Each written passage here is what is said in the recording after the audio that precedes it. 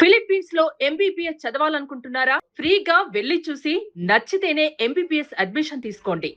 లక్ష్మీ పద్మ ఉన్నారు. ఒకసారి ఆవిడ చంటి బిడ్డతో కూడా ఇక్కడ మనకి కనిపించడం జరిగింది. బిడ్డ చూస్తే అనారోగ్యంగా ఉంది. ఒకసారి ఎందుకు ఇక్కడికి రావాల్సి వచ్చింది అనేది ఆవిడ మాటలో అడిగి తెలుసుకుందాం. అమ్మ మీ పేరు? రొంగలి లక్ష్మీ పద్మ అండి. ఏ ఊరు? కొండలక్ష్మీపురం మాది, గరివిడి మండలం. గరివిడి మండలం, కొండలక్ష్మీపురం.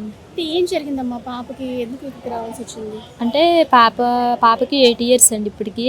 అయితేనేమో నాకు 3 ఆడపిల్లలు. రెండో పాప ఇలా పుట్టింది అనమాట. ఏం పని చేయమన్నమాట.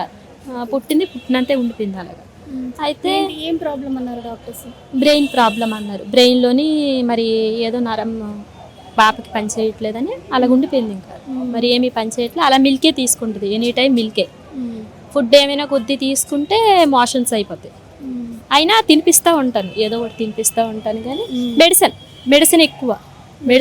మెడిసిన్ మీద నెక్స్ట్ బలమైంది ఏదైనా లిక్విడ్స్ ఉంటాయి కదండి, మెడిసిన్కి సంబంధించినవి ఇస్తారు, అవి తీసుకుంటాను. వైద్యం చేయిస్తున్నారా పాపకి?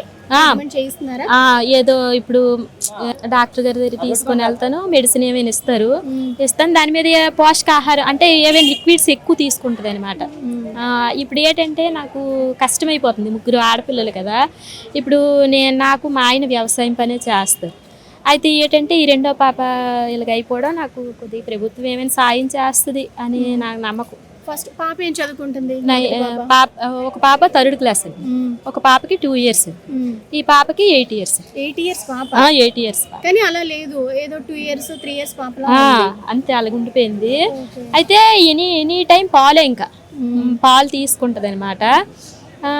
ఏంటంటే మరి నాకు కూడా ఈ 3 ఆడపిల్లల మీద ప్రభుత్వం ఏదైనా సాయం చేస్తుంది. మరి 15,000 రూపాయలు పెన్షన్ అన్నారు, కానీ మా పాపకు రావట్లేదు.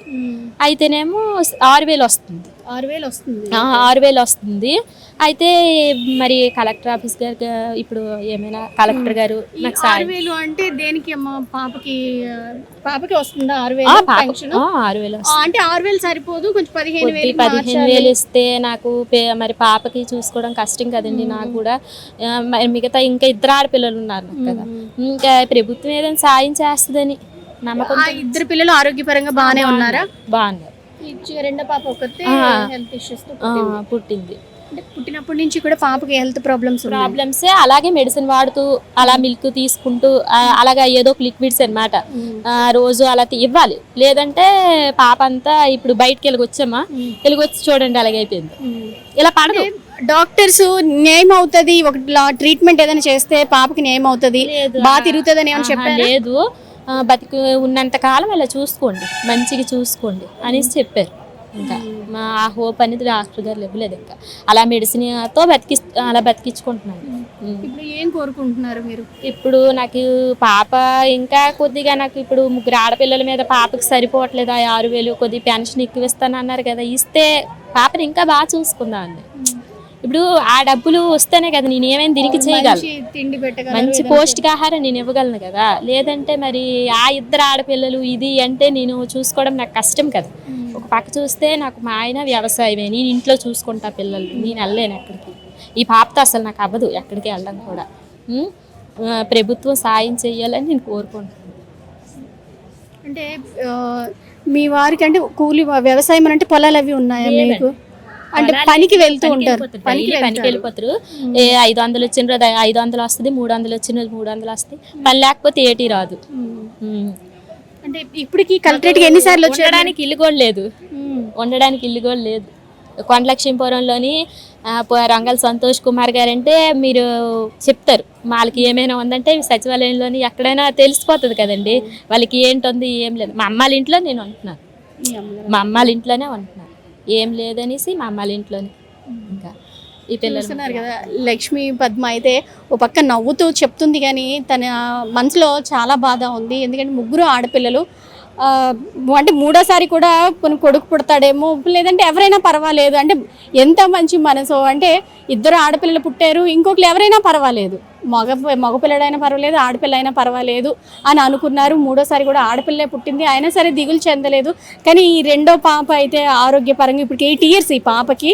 కానీ చూస్తున్నారు కదా ఈ పాప అంటే ఆరోగ్యం బాగోలేక ఈ విధంగా కనిపిస్తూ ఉంది. ఈ అమ్మాయి ఇలా ఉండాలి అంటే మంచి పౌష్టికాహారం పెట్టాలి అని అయితే డాక్టర్లు అయితే చెప్తున్నారు. మరి వీళ్ళ హస్బెండ్ కూడా కూలి పని చేసుకొని ఒక్కడు రోజుకు 300-500 తెచ్చుకుంటారు. ఒక్కొక్కసారి అవి కూడా ఉండవు. మేము ఉండడానికి ఇల్లు కూడా లేదు.